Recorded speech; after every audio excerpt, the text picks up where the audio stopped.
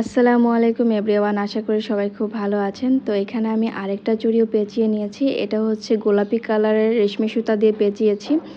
আর এখানে যেই কুন্দনটা আমি ব্যবহার করেছি এটাও কিন্তু একটু গোলাপি কালারই। আর মাঝখানে আমি সেই সাদা কালার গোল একটা বড় কুন্দন দিয়েছি। আর দুই পাশে কিন্তু এরকম পাতার মতো আর কি গোলাপি কালার দুইটা দিয়ে নিয়েছি। এভাবে করে চুড়িটা আর কি 2-3 ইঞ্চির মতো আর কি একটু ফাঁকা রেখে অল্প একটু ফাঁকা রেখে পুরো চুড়িটা আমি এভাবে করে লাগিয়ে নিয়েছি। আর এভাবে করে কিন্তু দেখতে অনেক বেশি সুন্দর লাগছে। আর আপনারা আর কি মানে যেরকম আপনার ইচ্ছা হয় সেভাবেই কিন্তু আপনি ডিজাইনটা করতে পারেন। ডিজাইনটা কিন্তু একান্তই নিজের ব্যক্তিগত পছন্দের উপরে। তো যেহেতু আমি এটা গিফটের জন্য করেছি, এজন্য আমি আমার মতো করে দেওয়ার চেষ্টা করছি, সুন্দর লাগে এজন্য।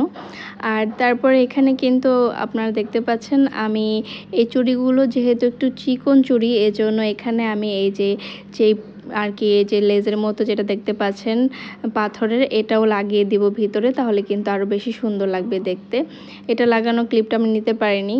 আর এই হচ্ছে চুড়িটার একদম ফাইনাল লুক। দেখতে দেখুন কতটা সুন্দর লাগছে চুড়িগুলো। এই চুড়িগুলো কিন্তু আর নেই, হারিয়ে গিয়েছে।